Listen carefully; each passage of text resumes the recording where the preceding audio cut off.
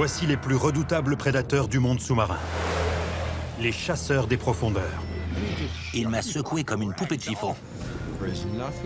On ne peut absolument rien faire face à un animal de 2 tonnes. Depuis la nuit des temps, ils règnent sur la planète. Au bout de 10 millions d'années, on finit par savoir ce qu'on fait. Mais l'équilibre des forces est en train de changer. Les plus grands prédateurs perdent des places sur la liste des créatures les plus dangereuses, alors que d'autres prennent de plus en plus d'importance. On n'a aucune idée de la distance à laquelle il se trouve jusqu'à ce qu'il nous attaque. Quel sera le futur numéro 1? Et pourquoi? Voici le palmarès des plus grands prédateurs du monde sous-marin.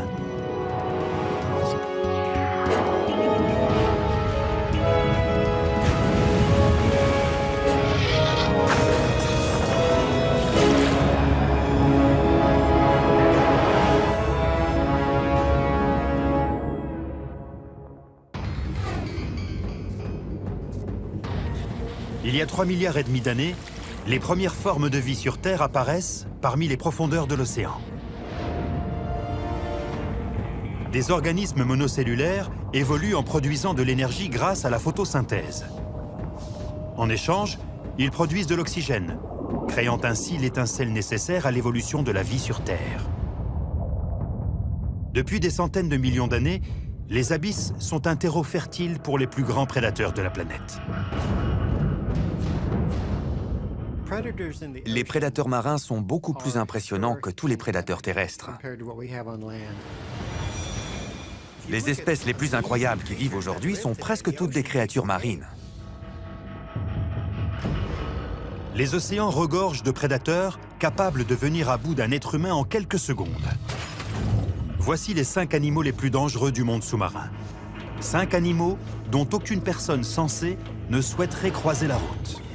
Lequel d'entre eux est responsable du plus grand nombre de décès d'êtres humains au cours des 5 dernières années?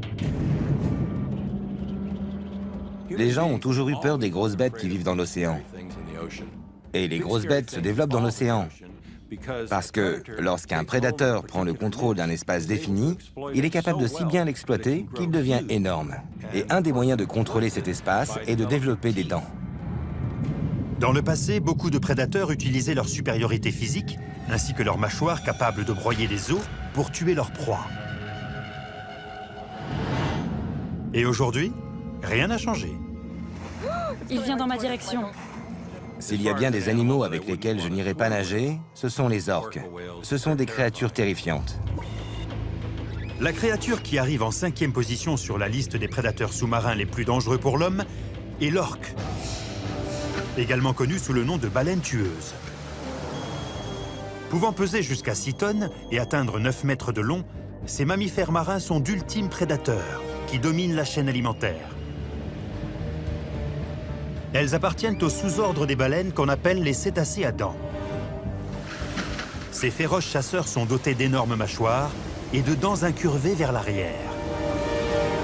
Elles sont capables de s'attaquer à n'importe quelle proie, comme des poissons, des phoques, jusqu'à des baleines 2 fois plus grosses qu'elles.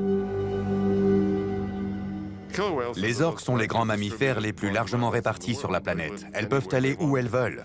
On les trouve dans l'Arctique, dans l'Antarctique, dans les tropiques, partout dans le monde.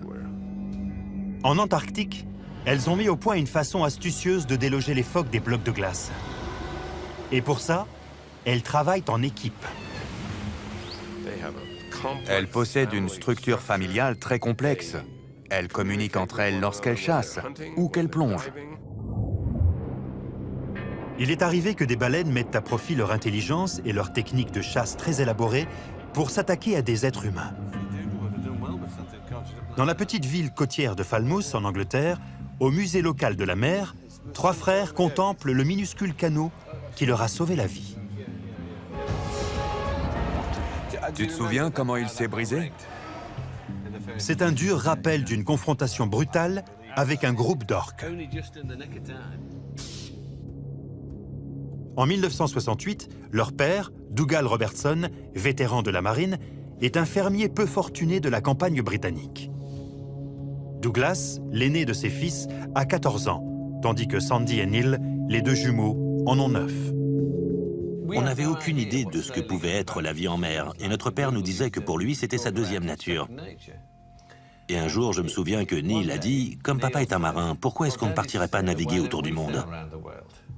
Et maman a dit « C'est une bonne idée. Elle a même dit c'est une excellente idée. » Oui, c'est vrai. Et voilà. L'idée a fini par germer avec le temps, et en 1970, le père vend la ferme familiale et achète un solide voilier de 13 mètres du nom de Lucette. Un an et demi plus tard, les Robertson se trouvent à 300 km au sud-ouest des îles Galapagos. Ils sont dans la même zone où, en 1820, un proche cousin de l'orque, un grand cachalot, a attaqué un baleinier portant le nom d'Essex. Un témoin décrit la scène comme un acte de vengeance contre les hommes ayant attaqué la baleine en premier. Le navire de 238 tonnes est brisé en deux et coule par le fond, inspirant le célèbre roman américain Moby Dick. Un siècle plus tard, dans des eaux similaires, c'est une journée ordinaire pour la famille Robertson, à bord du Lucette. Sandy, 12 ans, surveille l'horizon. En regardant à l'avant à tribord, on a vu des orques. Mais on n'y a pas spécialement prêté attention parce qu'on n'avait pas l'habitude d'en voir. Mais ces orques sont tout sauf amicales. J'ai compris ce qui se passait quand j'ai senti cet énorme choc.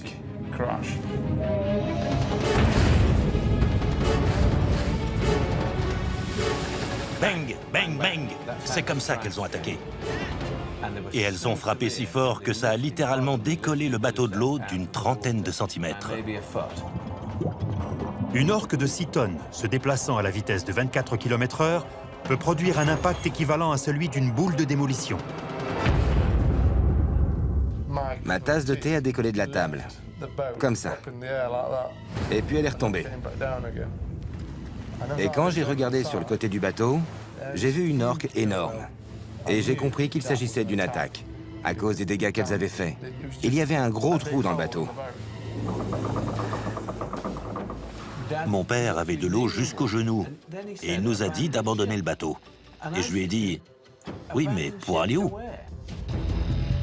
On était en plein milieu de l'océan Pacifique.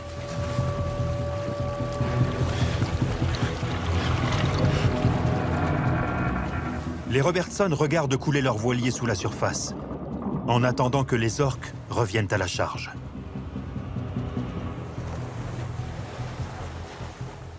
Je me souviens des orques qui nous tournaient autour. Le premier soir, une grosse orque nous a tourné autour en respirant très fort. On était terrorisés.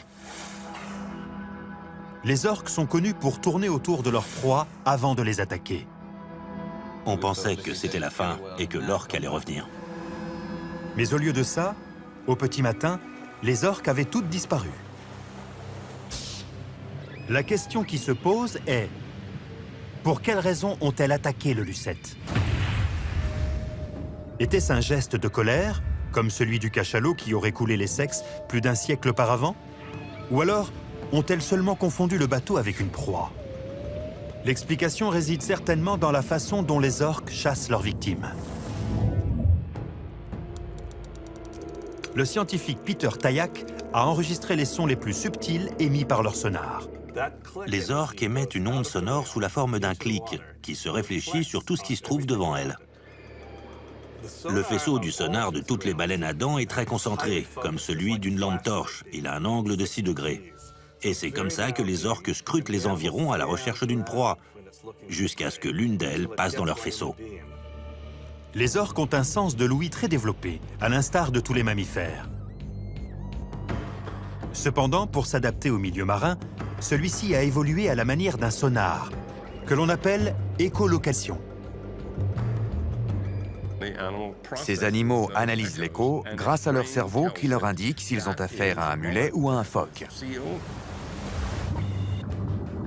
Et lorsqu'elles chassent d'autres baleines, capables d'entendre leur sonar, elles modifient leurs signaux pour créer ce que les scientifiques appellent un sonar furtif. Elles émettent de plus petits clics et elles évitent que les signaux soient trop réguliers pour les rendre plus difficiles à déceler. Avec des sens plus affûtés, il paraît peu vraisemblable qu'une orque ait pu confondre le son et la forme d'un voilier avec le son et la forme d'une baleine. Le bateau, qui est une cavité remplie d'air, est très facile à repérer avec le sonar, mais son écho n'a rien à voir avec celui d'un organisme vivant. Donc je suis sûr qu'une orque est tout à fait capable de faire la différence entre un bateau et une baleine. L'historien Richard Ellis a néanmoins une théorie personnelle au sujet de l'attaque. L'orque avait peut-être juste envie de s'amuser. Elles attrapent des phoques, puis elles les projettent dans les airs. C'est très difficile de comprendre pourquoi elles s'en prendraient à un bateau pour ensuite s'enfuir, ou encore pourquoi elles jouent avec leur proie alors qu'elles sont déjà mortes. C'est peut-être juste pour s'amuser. Les orques sont connus pour aimer jouer avec des objets, mais le fait qu'un groupe d'orques coule un bateau simplement pour s'amuser me paraît invraisemblable. Les frères Robertson sont d'accord. La première s'est ouvert la tête contre le bateau et envoyait du sang se répandre dans l'eau derrière elle. Et je sais que les animaux sauvages ne font rien par hasard. Ils étaient certainement décidés à attaquer. S'il s'agissait d'une attaque délibérée, les frères Robertson insistent sur le fait qu'ils ne l'ont pas provoquée. Pour les victimes comme pour les spécialistes, le mobile des orques demeure mystérieux. Cependant, les conséquences sont bel et bien réelles. Pendant plus d'un mois, la famille Robertson se retrouve à la merci du monde sous-marin, subsistant grâce à de l'eau de pluie et à quelques rares poissons. Je me souviens avoir parlé avec mon père un soir, et il m'a dit que la survie était une école difficile, parce qu'il n'y a plus de familles qui tiennent à ce moment-là.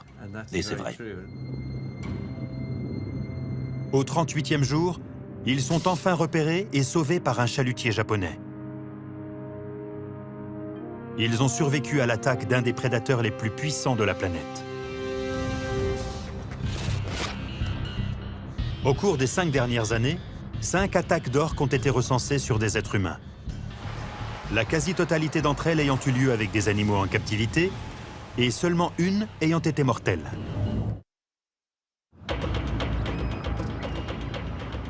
Mais si les orques sont les prédateurs les plus puissants à rôder sous la surface des océans, le prochain animal figurant sur la liste des prédateurs marins les plus mortels pour l'homme est aussi l'un des plus agressifs.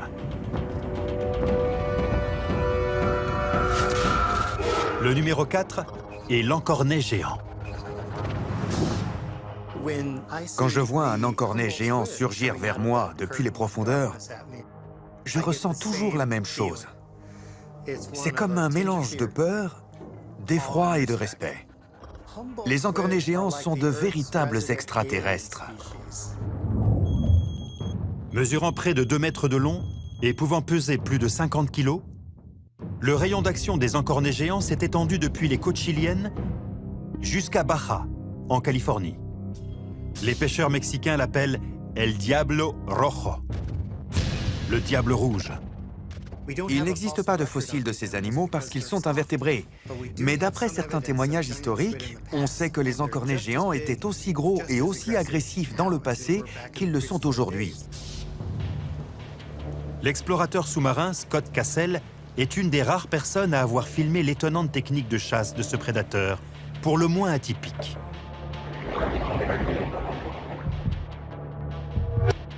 Ils ont 3 cœurs. Et le sang qui circule dans leurs veines est bleu. Et ils possèdent aussi les plus grosses branchies de toutes les espèces de poissons. D'après les scientifiques, ce sont ces 3 cœurs et ces grandes branchies qui permettent à l'encornet géant de survivre dans les environnements pauvres en oxygène.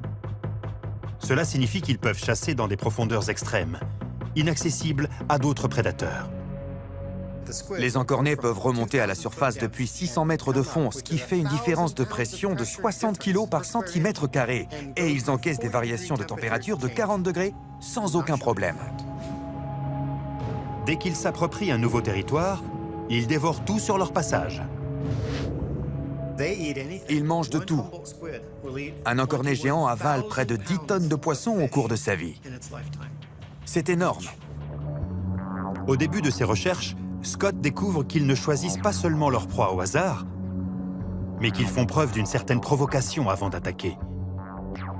La pire attaque dont j'ai été victime était la première. Nous sommes en 1995 et Scott est de sortie en mer pour une plongée scientifique de routine.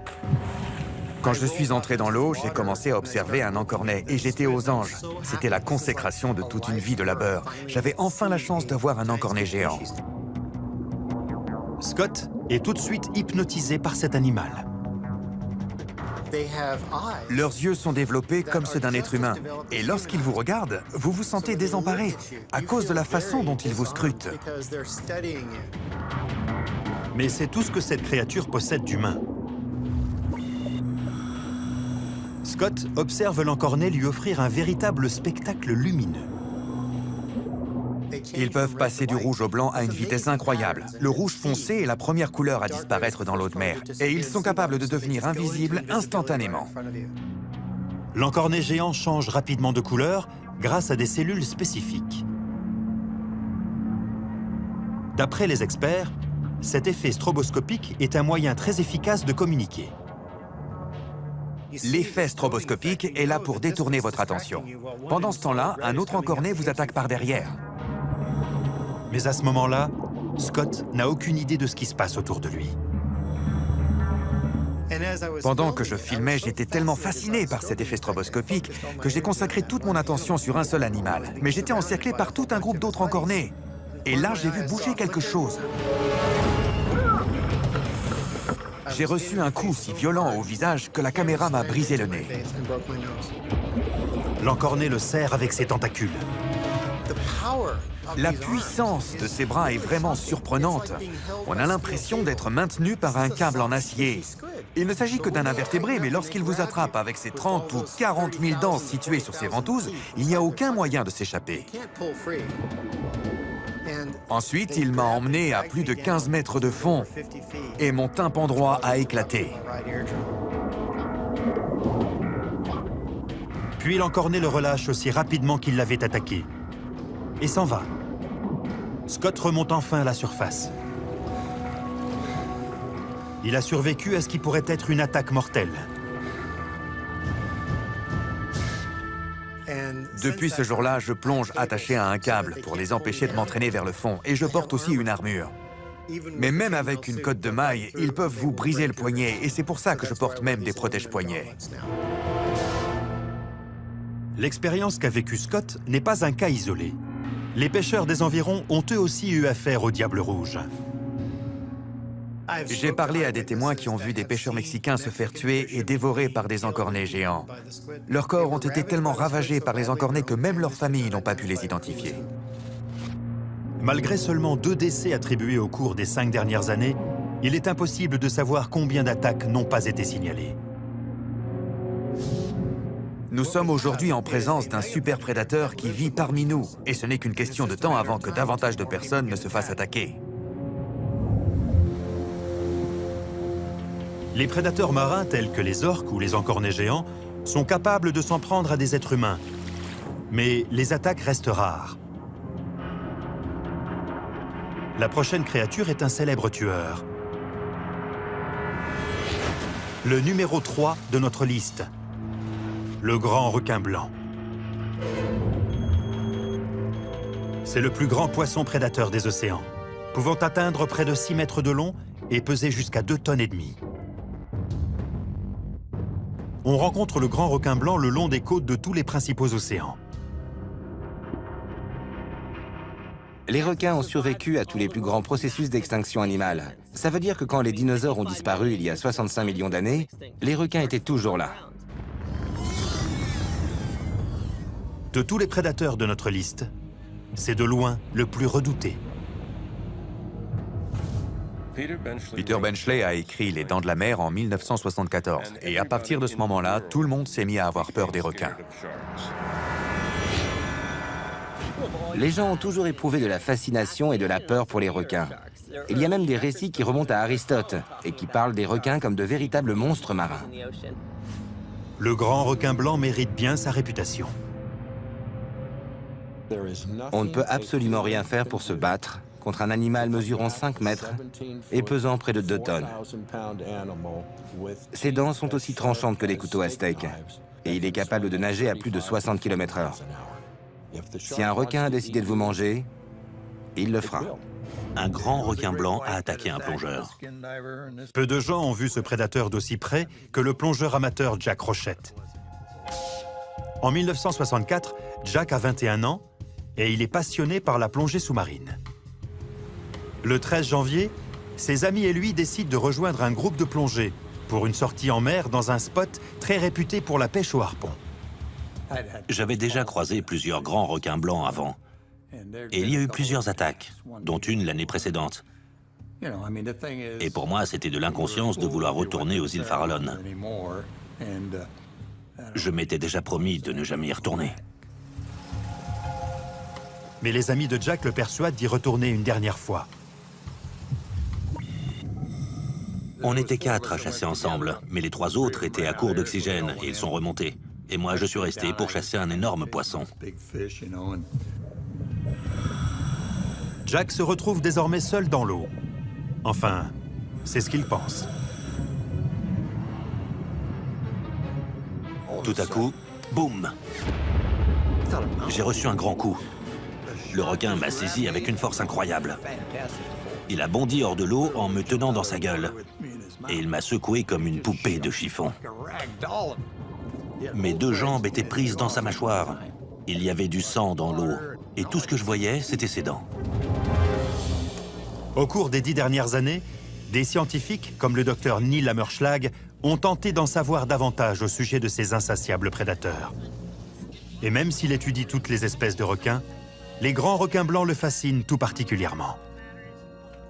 Les requins ont un sens de l'odorat très développé. Par exemple, chez le grand requin blanc, près de 20% de son cerveau est uniquement dédié à son odorat. La plupart des requins sont les plus fins limiers de l'océan. Les grands requins blancs ne sont pas seulement de formidables prédateurs grâce à leur sens de l'odorat, mais aussi grâce à leur sens supplémentaire. Les requins sont dotés d'un des sens les plus rares et les plus développés. En fait, ils en possèdent même plusieurs que nous n'avons pas. Leur 6e sens est leur capacité à détecter les mouvements.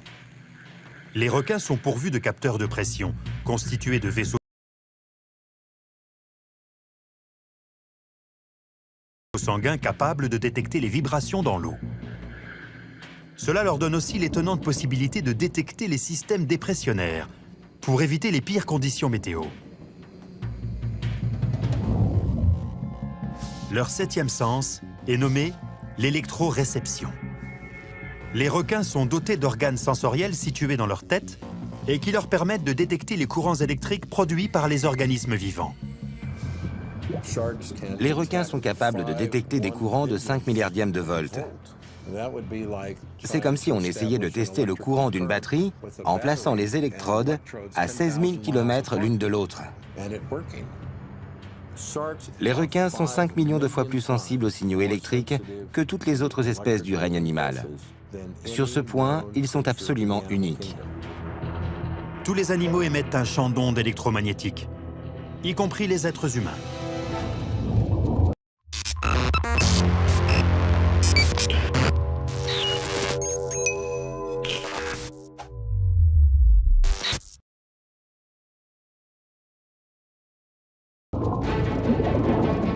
Il y avait du sang partout dans l'eau. Et j'essayais de lui faire lâcher ma jambe. Je ne savais pas quoi faire. Puis quand j'ai cessé de me débattre, il m'a laissé partir. Quand je suis remonté à la surface, je ne savais pas ce qui s'était passé. Je me suis demandé si j'étais mort et si j'étais au paradis. J'ai regardé autour de moi et quand j'ai vu ce gros requin, je me suis dit, nom d'un chien, il est énorme.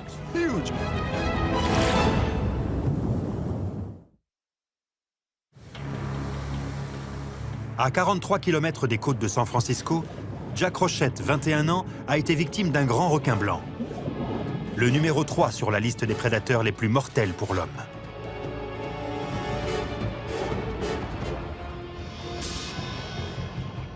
Son épaisseur était supérieure à ma taille. Il faisait plus de 7 mètres de long et il devait peser 2 tonnes. C'était tout simplement incroyable, c'est difficile de se rendre compte. Tout ce que je voulais, c'était remonter sur le bateau. Mais quand j'essayais d'avancer, mes pieds ne me répondaient pas correctement. Je n'avançais pas. Le requin continue de l'encercler, pointant ses dents tranchantes comme des lames de rasoir. Leurs dents possèdent leur propre système nerveux et leur propre système sanguin, et ils sont capables de les brandir comme un chat sortirait ses griffes et de les manipuler sur les surfaces qu'elles rencontrent. Ses dents sont parfaitement conçues pour saisir ses proies et les tuer. Je commençais à être à bout de force, mais je me suis dit qu'il était hors de question de baisser les bras maintenant. Le requin continuait de me tourner autour. Son œil est passé à 10 cm de moi. Et là, j'ai cru que j'allais mourir. Et tout d'un coup, le requin a disparu. Et je ne l'ai jamais revu.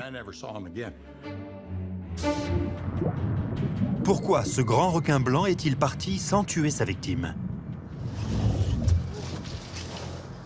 Des spécialistes ont une théorie.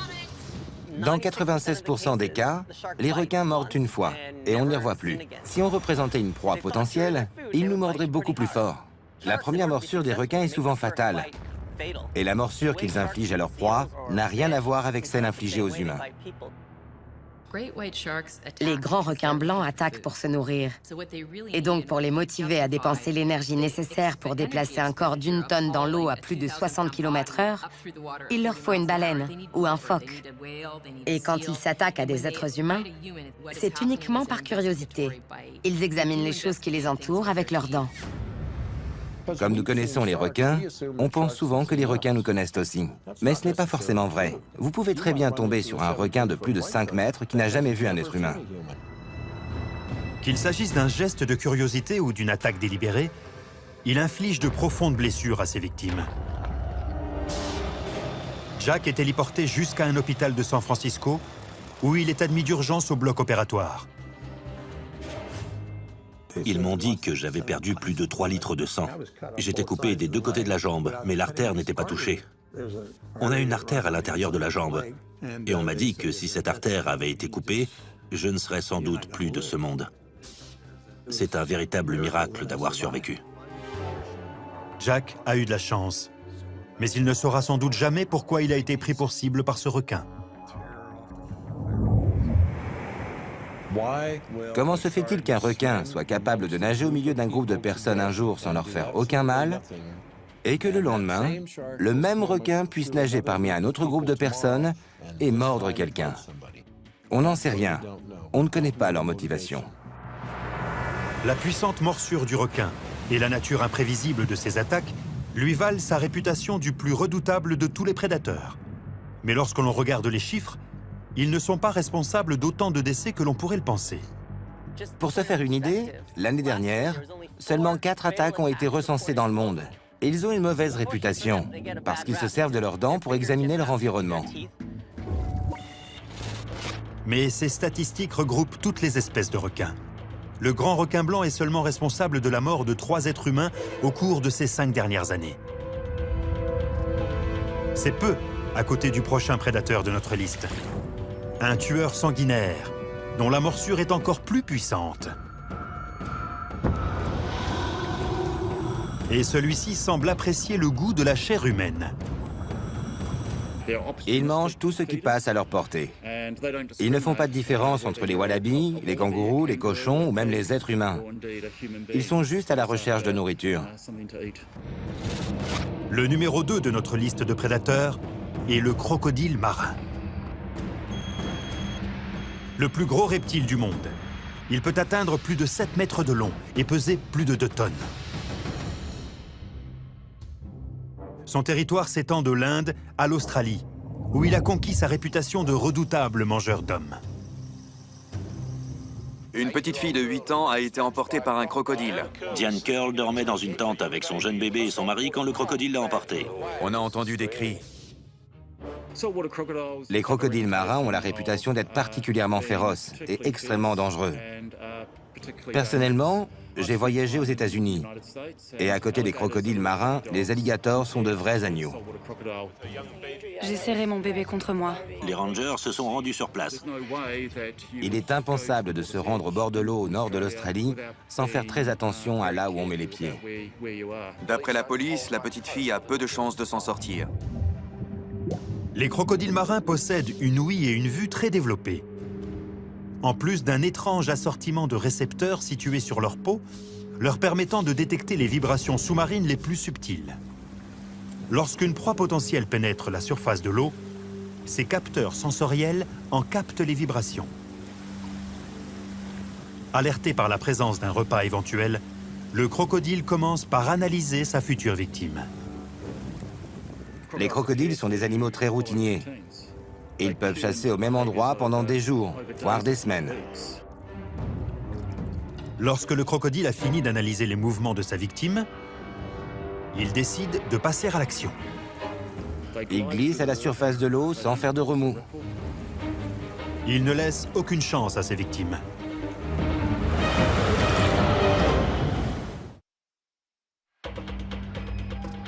Le numéro 2 sur la liste des prédateurs les plus mortels pour l'homme est le crocodile marin.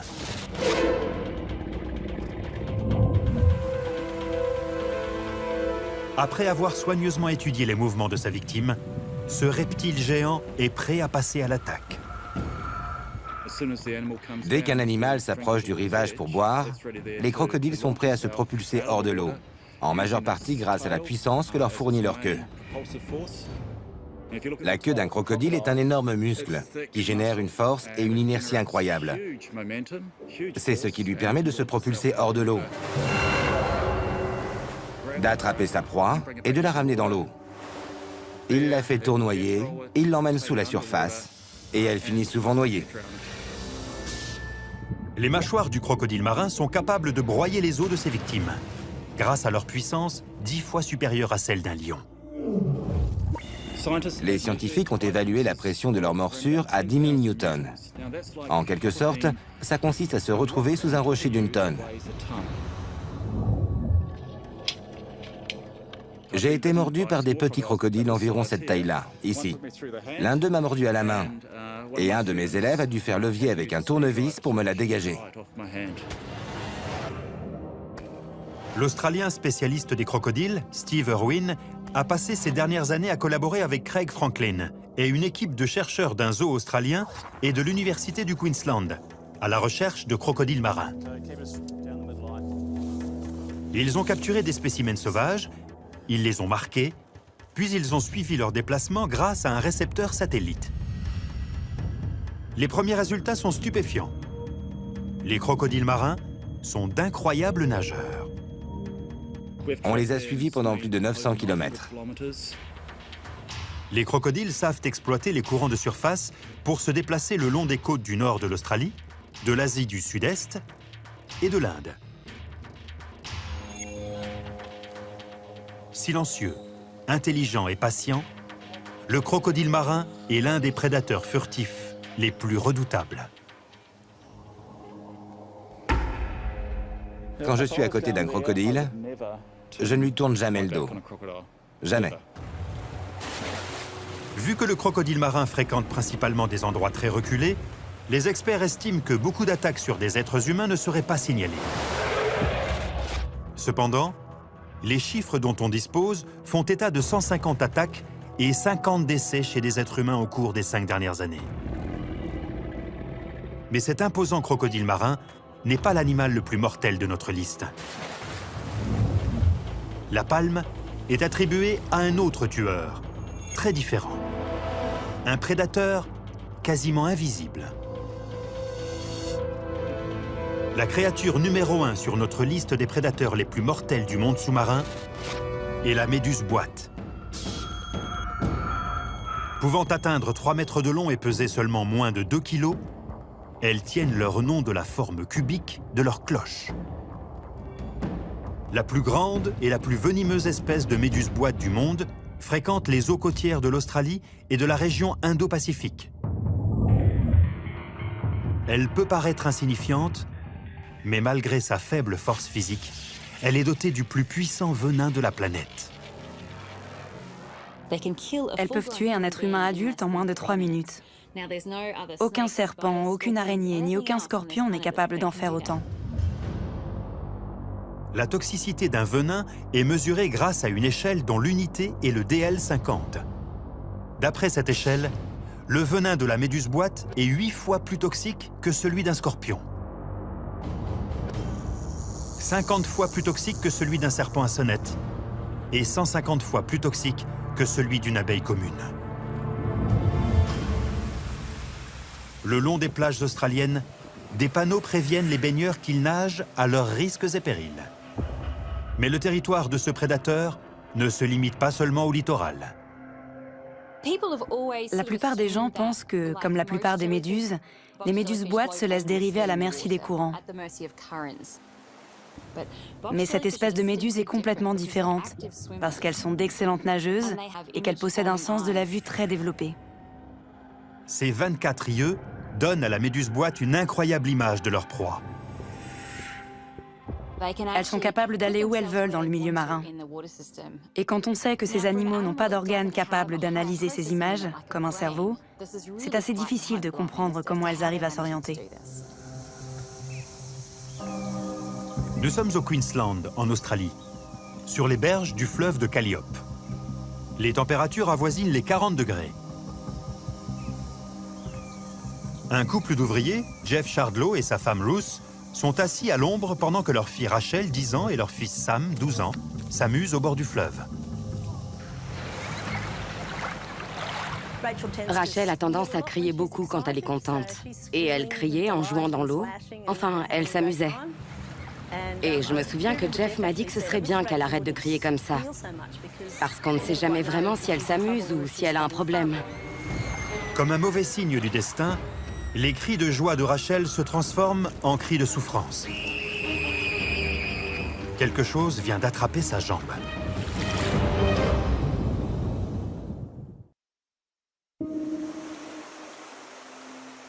La région du Queensland en Australie. Le prédateur des fonds marins le plus dangereux pour l'homme a encore frappé. La créature en tête de notre sinistre palmarès est une méduse boîte venimeuse qui s'est accrochée à la jambe de Rachel et qui refuse de laisser partir cette petite fille de 10 ans. La meilleure comparaison que j'ai entendue à ce sujet, c'est d'imaginer un couteau de cuisine dont on chaufferait le bout de la lame jusqu'à ce qu'il devienne rouge pour le faire ensuite glisser le long de sa peau. Maintenant, multipliez cette douleur par 10 et de façon permanente. La douleur ne diminue pas, elle reste au même niveau. Et quand j'ai regardé sa jambe, je n'avais jamais vu ça avant. Et j'espère que je ne le reverrai jamais. Elle avait tout un tas de tentacules enroulés autour de sa jambe. Un tentacule de 2,70 m peut suffire à délivrer une blessure mortelle. Et la méduse boîte en possède jusqu'à 60. Donc, si vous faites le calcul, une méduse boîte possède suffisamment de venin pour tuer 60 personnes. J'ai tout de suite essayé de retirer les tentacules avec mes doigts, mais ils restaient collés. Ils s'agrippent super vite. Ces tentacules sont pourvus de minuscules aiguilles qu'on appelle des nématocystes. Et même si ces aiguilles ne sont longues que d'une cinquantaine de microns, soit une fraction de millimètre, elles en possèdent près d'1 million par centimètre carré. La pression avec laquelle ces aiguilles sont appliquées est d'environ 1400 kg par centimètre carré. C'est quasiment la même pression que celle d'une arme de calibre 45. La pression est quasi identique. Elles sont capables de totalement déployer ces aiguilles en un 25 millième de seconde. C'est un des procédés cellulaires les plus rapides de toutes les créatures de la planète. Pendant ce temps, l'agitation au bord du fleuve a attiré l'attention d'un couple qui campait juste à côté. Et quand il a dit qu'il s'agissait d'une méduse boîte, sa femme est partie en courant et elle est revenue avec une bouteille de vinaigre. Ils aspergent rapidement le corps de Rachel avec du vinaigre. C'est incroyable, comme dès qu'on applique le vinaigre, elle se détache. Le vinaigre empêche ces cellules d'injecter davantage de venin. Mais cela n'a aucun effet sur celui qui circule déjà dans l'organisme de Rachel. Son cœur ne bat presque plus. Leur venin est particulièrement bien conçu pour s'en prendre au cœur des vertébrés en arrêtant le muscle cardiaque. Sur le chemin de l'hôpital, un antivenin est administré à Rachel qui commence à retrouver ses esprits. Mais quelques minutes plus tard, la douleur est si intense que les médecins ont peur qu'elle ne fasse une crise cardiaque. Et c'est là qu'ils ont décidé de la plonger dans un coma artificiel pour faire descendre sa température corporelle pour éviter que son cerveau ne soit touché. Il ne reste désormais plus qu'à attendre. L'antivenin a-t-il été administré à temps? Sous prétexte de ne pas me donner de faux espoirs, les docteurs n'étaient pas du tout rassurants. Si j'avais rencontré cette petite fille à l'hôpital et que j'avais vu l'étendue de ses blessures, je n'aurais pas donné cher de sa peau. 2 jours plus tard, Rachel sort du coma. Elle a miraculeusement survécu à la plus violente attaque de méduse-boîte ayant été enregistrée. Celles-ci sont les pires. Et j'ai aussi été piquée ici. Elle a survécu à plus de piqûres que quiconque d'après les attaques recensées. Et elle est vivante. Alors que des adultes qui se sont fait 2 fois moins piquer en sont morts. Même si ses cicatrices extérieures s'atténuent, ses blessures psychologiques mettront plus longtemps à se refermer. Et quand on lui demande si elle retournera se baigner dans la rivière, elle est catégorique. Non, plus jamais. J'y retremperai peut-être les pieds, mais pas plus haut que les genoux. Il n'existe pas de chiffres fiables concernant les décès dus aux méduses-boîtes, car la plupart des attaques ont lieu dans des endroits reculés. Cependant, les données existantes placent ce prédateur bien au-dessus des orques, des encornets géants, des grands requins blancs et même des crocodiles marins. Avec 200 attaques et plus de 100 décès enregistrés au cours des 5 dernières années, la méduse-boîte est le numéro 1 au palmarès des prédateurs marins les plus mortels pour l'homme.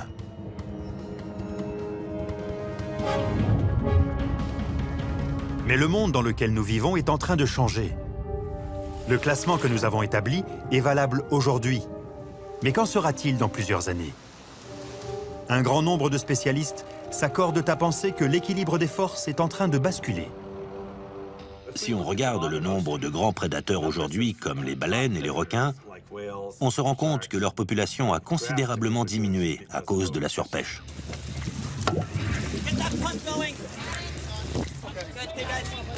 Les scientifiques capturent et marquent des requins pour suivre leur migration et mesurer l'impact sur l'écosystème. On a remarqué qu'au fur et à mesure qu'on élimine les plus grands prédateurs, ça joue un rôle sur l'abondance et l'attitude des prédateurs placés juste en dessous dans la chaîne alimentaire. Ce qui se passe, c'est que le nombre de prédateurs de la catégorie inférieure augmente et se nourrit de la catégorie encore en dessous. Tout l'équilibre est chamboulé. Et même si on ne sait pas encore quelles en seront les conséquences, on risque de vite le savoir. D'après Scott Cassell, spécialiste des encornets, le numéro 4 de notre liste, l'encornet géant, tire parti de ce déséquilibre dans la chaîne alimentaire. La population d'encornets géants a explosé dans des proportions historiques, car ces prédateurs ont en majeure partie été éliminés. Il y a des centaines de millions d'individus le long de la côte ouest des États-Unis, alors qu'il n'y en avait aucun il y a 50 ans. Aujourd'hui, il y en a jusqu'en Russie. Ils ont traversé le Pacifique et on en a même trouvé aux Philippines. Je pense sincèrement que ce n'est qu'une question de temps avant qu'ils ne prennent possession de l'Atlantique et des Caraïbes. On ne trouvera bientôt plus que des encornets sous la surface des océans. Il ne faudra pas longtemps avant qu'un nouveau prédateur ne se hisse au sommet de la chaîne alimentaire, pour régner en maître sur tous les océans de la planète, prêt à frapper à tout moment.